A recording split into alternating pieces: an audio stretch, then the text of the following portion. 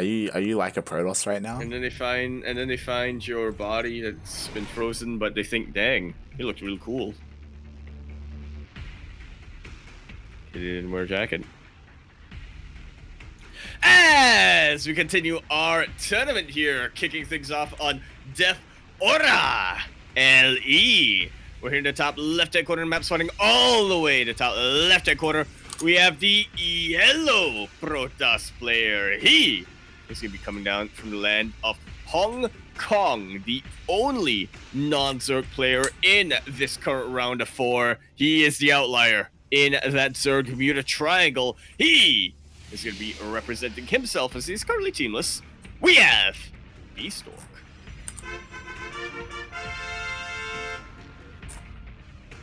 And spawning in the bottom right-hand corner of Death Aura LE, we have the Vietnamese Zerg player. He is red, representing his new team, Intensity Esports. It is MeomaikA.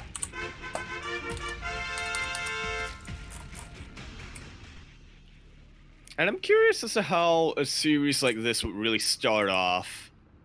You know, you were mentioning it as we were getting in. Bistork, he does like his ground focus compositions in PBZ. We've seen him go for glaive builds, which really has a 50-50 chance of working or not. We've seen him go for, what was it? I believe it was single Oracle and single Void Ray into more of a 8-gate sort of style. He's done charge-based all-ins as well. I believe he was able to catch Gogo Joey off guard with stuff like that, or charge the Archon. So yeah, I'm really curious. What is kind of shocking to me, I could be mistaken here, but for the first time, MeomaikA didn't open up with an earlier pool, so he was actually forced to take his expansion further away. Like, usually he bypasses this by like getting Lings earlier on and like kind of like delaying his natural a little bit and stuff like that. Yeah, kind of interesting. Yeah, honestly, yeah. Like, he's playing, like, this is pretty standard. This is not. He made 6 Lings, but, okay. He's actually making 8 Lings. Oh my god. Okay, about this is more we like it coming out from MeomaikA. A little bit less than standard here. Yeah, as he's sending his Lings across the map, because of the amount of Lings he's sending, he can focus down this Adept and kill it, which is why there it is. Bistork throws down the shield battery. Absolutely important for him to keep that shield battery up right now. Oh There's boy. Gotta be no way for Lynx out DPS, the Adept and the shield battery going on over there, but MeomaikA, he does see it. He sees that that's a very tightly packed wall. Does not want to mess with it whatsoever. Turns around. Yeah, exactly. The Overlord doing so well for MeomaikA, giving him plenty of vision. Speaking of, he does dive in with his second Overlord. Will spot that Bistork is going for this Stargate opener. But what's important is what happens after the Stargate opener.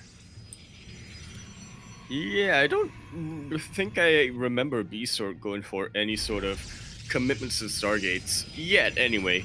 Today could be the day where everything changes. It could. It definitely could. We could see Bistork be crazy and throw down the second Stargate and go mass Void Ray. I would be shocked. Or Mess Oracle. Yeah, I'd be shocked if that's the case, if he does go double Stargate into Void Ray. But at the same time, it would also be pretty nice, because it's like, hey, look, like this player, he's like learning, he's like, you know, accepting some of the meta, and he's adapting his play style. So we'll see. Oh. Yeah, so it's going to be pretty interesting to look out for. That's quite a lot of Lings. His shield battery has finished up over there. Those Lings, they basically just blew on the gateway and ran away. Did not even attack. Yeah. They sneezed in the direction. They just rubbed their bodies on that gateway and just backed off. That's all they wanted, really. Oh my god, and there it is, Bistork. He's going for a second Stargate. Oh my god, is he gonna get the Queen? The Queen! He should just about be able to get the Queen over here. Only one Spore Crawler and no Queens to back that up. MeomaikA actually being a little bit more conservative on the Queens this game. Only getting 1 per base. Oh my god, MeomaikA, please. It's playing like Jim Rising right now. Like, if Bistork wanted to, he could have kept this Void Ray here attacking that hatchery and potentially killed it. Like, There's so little anti-air out there right now for MeomaikA. That there really is not, and we kind of see why he is in fact going for that Roachinitis.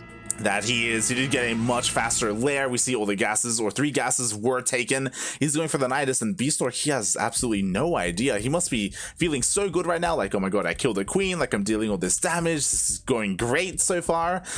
What's scary is that, sure, there's a Nidus, but again, there are barely any queens right now. Like, Void Rays defensively are gonna do fairly well. Especially against the Roaches and the Nidus. Those high armor units, that is what the Void Rays want to see.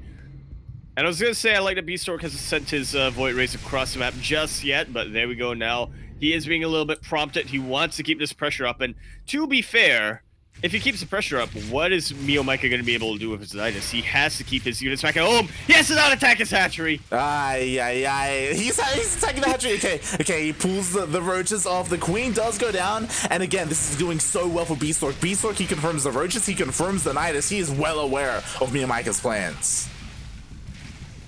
A little bit of a problem, though. He does not know where the Nidus is popping up from. The queens have been dealt with back at home. No, it was sent across the map, which I guess is what you want right now if you're MeomaikA. That you do. Meanwhile, it looks like there is enough energy for 2 transfuses with these queens. A stasis being thrown down. Nice stasis. Gets a decent chunk of the lings. And are the Void Rays enough to overpower the queens?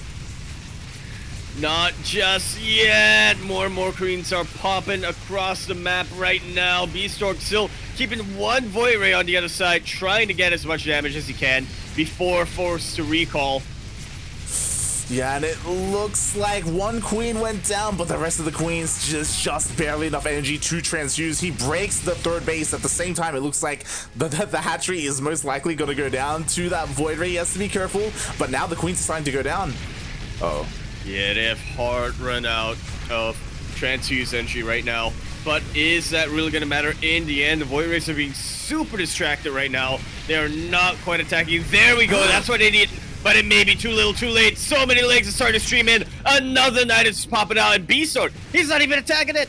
Exactly. Now he is. Now he finally is. The Nidus will go down, but as you said, Bistork was looking to defend on 2 bases, but the wall went down, the lings are in, and now all the probes are going down. Oh, the Void Rays are not doing anything. Like so. Please. Bistork being a little too indecisive right now.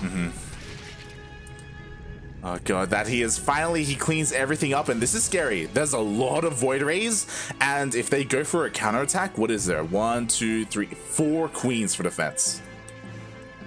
I feel like you need a little bit more than that. Yeah, exactly. MeomaikA, he spots it. The lings, they do run into the Void Rays. What's important is that potentially MeomaikA can still Nidus, and he can just go across the map, and we could end up in like in a weird base trade scenario. But again, like, these Void Rays are they're just absolutely terrifying. They can just right click on this hatchery. Oh, but the Hydras are coming out. So they're gonna try to do.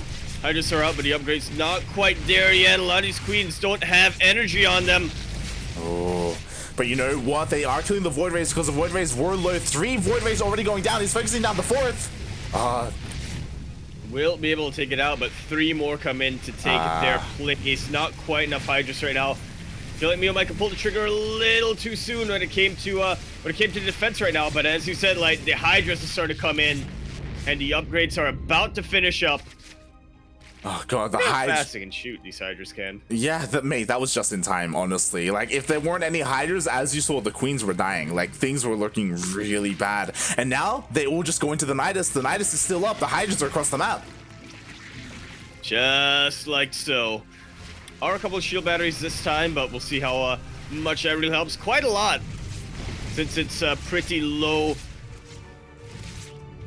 quantity army. That's what I was thinking of right now, like. Yeah, there's not that much army supply here, and Bistork has essentially stranded the army. He was able to snipe off that Nidus. But again, like, who's really trapped here with who? Because the Hydras are forced to attack the 3rd.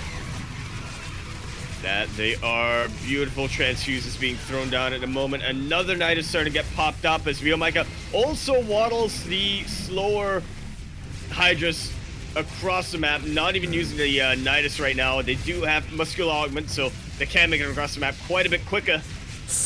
And this is getting from bad to worse. It was looking okay for Bistork when he was able to take out all those queens, but now this is really the writing on the wall. GG.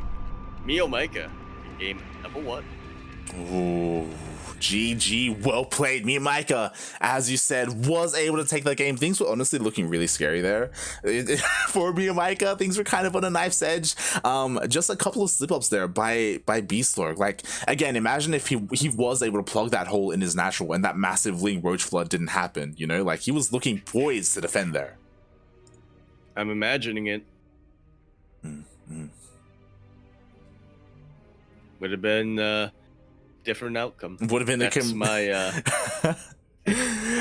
That's my contribution. Yeah, it would have been a completely different game there. He would have been able to defend. He would have been in a better economic position. He would have been able to counterattack a lot faster as well. There would have been less queens, less hydras. But as we saw, MeomaikA was able to somehow pull it off there. And now he just needs one more win to move on to the next round. But I gotta tell you, Light, I'm doubtful that's gonna happen here. We've seen it multiple times in the past couple of weeks. Bistork will always, at the very least, take it to the ace match. Oh yeah, it's been. Here's hoping. Here's hoping. MeomaikA's ready to go. Let's go.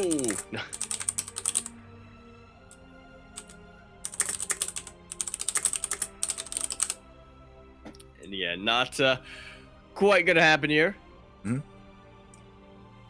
As Romanticide gonna be our next pick. Honestly, a little bit surprised that this was Bistork's map choice. I know it is pretty popular for Protoss, but it's popular for Protoss players who really like, you know, going to late game Skytoss, right? Those who are more like Zest and they prefer to, you know, turtle up for as long as they can on those 4 bases, which is just sufficient enough to get into that late game army. And Bistork, again, just doesn't really strike me as that kind of player. That said, he did go for a double Stargate this last game, so tides might be changing a little. Yeah, it could be. Or maybe after game number 1, Bistork's like, yeah, maybe this isn't the best. Maybe this isn't the best idea. And then he kind of reverts a little bit to his older self. We shall see. To be determined. Oh boy, as we did have some predictions go up for this, and I'm really curious to see, oh my god, 100% of the grapes in favor of MeomaikA. Well, almost 100%. Yeah, I mean, might as well be. Round it off. Pretty much.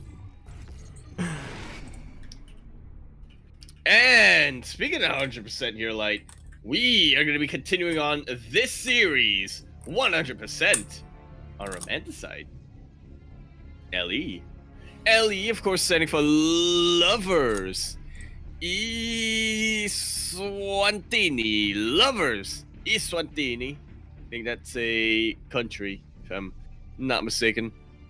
In the top left-hand corner map, spawning all the way in the top left-hand corner, the pink Protoss player, also looking to join that alliteration club that Protoss players do have, I like to imagine. He's coming down from the land of Hong Kong, the only non-Zerg player in this round of 4. He is Bistork. And spawning in the bottom right-hand corner of Romanticide LE, we have the Vietnamese Zerg player. He is red. He is, of course, representing Intensity Esports, as well as his papi in the chat, Lord Loken himself. He's doing this for you, trying to make daddy proud. It is MeomaikA.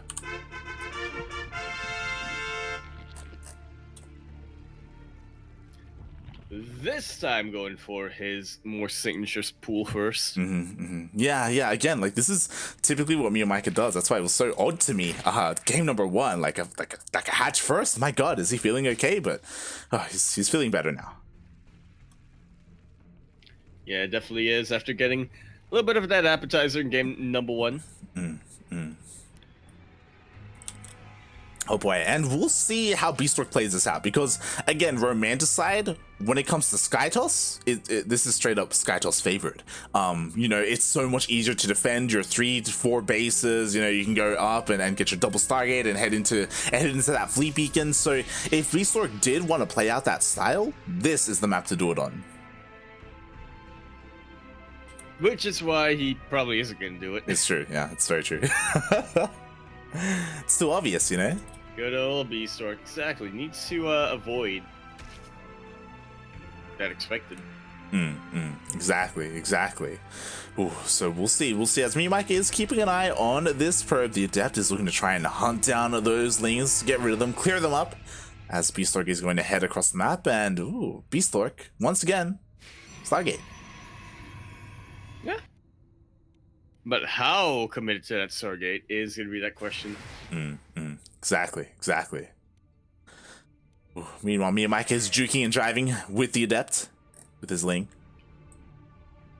Yeah, honestly, actually a pretty good move coming out from MeomaikA here. Denies a lot of potential scouting from Bistork. Bistork taking the bait a little, just chasing that around, and yeah, unfortunately not quite getting that information that he wants, but he sees that there is a third base going down. Doesn't know the tech, doesn't know this very quick lair coming up from MeomaikA. Ooh, yes, very quick indeed. So let's keep an eye on a couple of things. We do have a second gas being taken here from MeomaikA.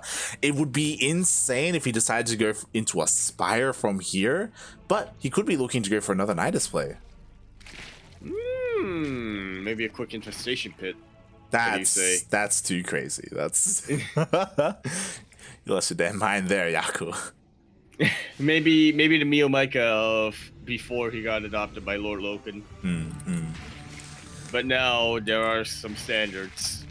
Yeah, for him. I'm just really curious. Like, it could actually be Spire. Like, again, like if you're going into fast like Roach upgrades, typically you would already have a Roach Horn by now. There's no pneumatized Carapace, so it's not going to be for Dropper Lords. We do see a lot of Lings coming out. And there's that fourth gas.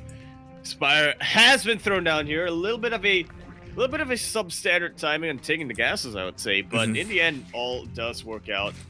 I suppose if you're really paranoid about your opponent scouting you with the Adept, then it kind of pays to delay the gas a little bit. So Yaku, what are we seeing right now? So Spire coming up from MeomaikA. God damn it. Going into Tubes Mutalis. That's exactly what's happening. At the same time, the wave of Lings does go across the map. Looks like he will be able to kill this Adept, and he can get a cancel on this third. Yeah, unfortunately, just a little bit out of position. Bistork was, and there we go. He's pulling the Void Race backlight. Oh my god. Void Race all the way back. Even less scouting information from Bistork. Yeah, exactly. And with that, 2 extra Adepts went down. The Pylon went down. A couple of workers here and there. And again, all MeomaikA is doing is buying a bunch of time for the Adepts. The thing that I'm concerned about, though, is that Bistork is looking to go into a bit of a Glaive Adept follow-up, which can hit pretty hard. And there's no Banelings or Roaches to really contend against it. Mutas aren't necessarily the best answer for this, but if MeomaikA hits first, then Bistork won't go across the map. Yeah, it's all about pulling that trigger. It's funny to think about, right, that Mutalisks aren't actually that good against Adepts, but they do have a little bit of armor on them, Adepts do. So yeah, they don't shoot up, but they are very durable as well. Well, I would say very durable, but they're more durable than you would expect them to be. Yeah, exactly. Especially if there's nothing on the ground to like body block them, right? And stop them from just shading around and focusing down workers. So it's pretty terrifying. Meanwhile, the Mutas, they reveal themselves immediately. Bistork is starting that Phoenix production. And that is a bit of the advantage that you have here opening up with the Stargate. Of course, we went to more of a Stargate commitment here. Would have had even more Phoenixes out, but unfortunately, that's just not how Bistork decided to roll this game. He went for the Twilight Council, so he's going to be looking to go for Blink, and I think he does Light. I think he might just win over here. He's overpowering everything that shoots up. Exactly. There are a couple of Stalkers, but as you said, they don't have Blinks. There's so many workers going down. Meanwhile, at the same time, the Adepts are across the map. They're going to be able to take care of all these things and shade into the natural. Just like so. A little bit unfortunate for MeomaikA. He evacuated the third. The drones in the third into that natural base. And now Bistork is starting to split up his army quite a bit. Do we see the mules come home? They are, in fact, coming home. Yeah, that they are. Ooh, they turn around and they try to deal with the Phoenixes, but they're kind of struggling a little bit, and mate, the drones are going down. Oh, no. Yeah, we have it. Yeah. And MeomaikA is still a little bit ahead in the worker count, but the damage has been equalized with them losing the same amount of workers. But I'm still pretty worried for Bistork over here. Like, MeomaikA was able to keep most of his Mutalisks alive right now.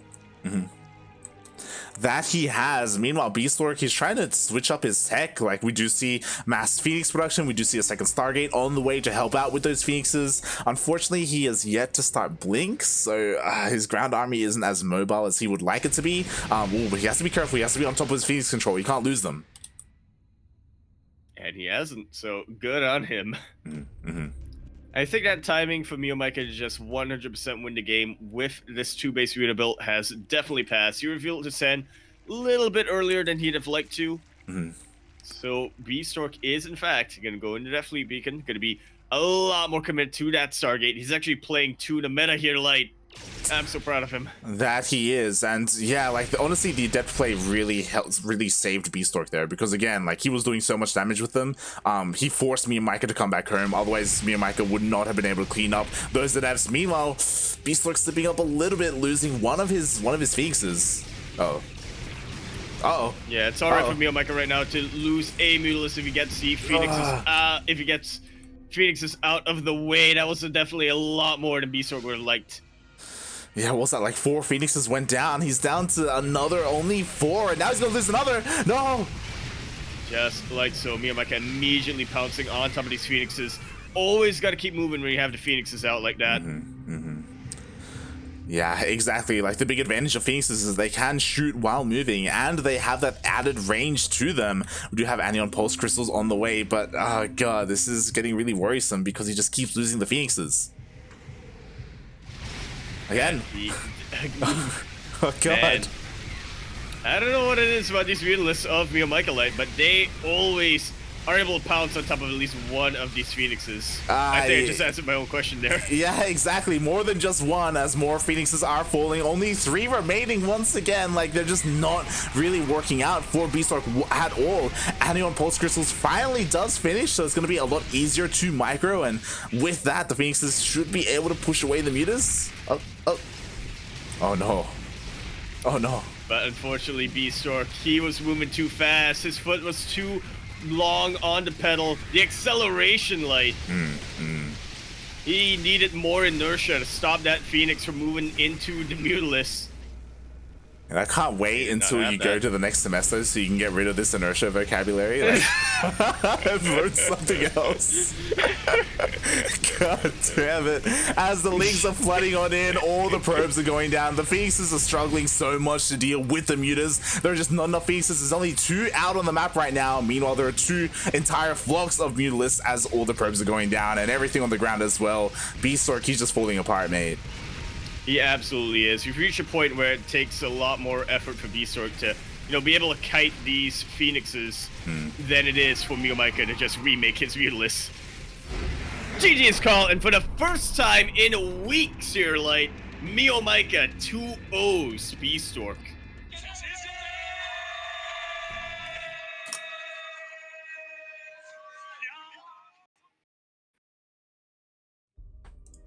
Wow. GG. Wow, indeed. Well played. For the first time in a long time, MeomaikA defeats Bistork without dropping a map. And we have it. We were really expecting Bistork to, be a player to sort of bring in something a little bit out there, something a little unusual, but MeomaikA, he saw that and he said, he saw we were casting him and he said, you know what? I gotta do Papa proud. Oh, that he does. That he does. He knows Papi is watching and he's got to perform. Doesn't want to get beat again. Oh no. Is that what goes on behind closed doors? And we do have quite a bit of an update going on here, like something that in hindsight isn't too unexpected, but when I saw the result, I was definitely a little surprised here. Gogo Joey taking Ender out 2-0. Ooh, nicely done by Gogo Joey again. Ender, he has returned, but he isn't in that peak DreamHack winter form at the moment. He's slowly working his way back up. You know, he's doing that. This is the training montage for him, and he is still struggling a little bit when it comes to the other Zerg players in the region. You know, last week it was MeomaikA. This week, oh no, sorry, last week was Oreo. This week it was Gogo Joey.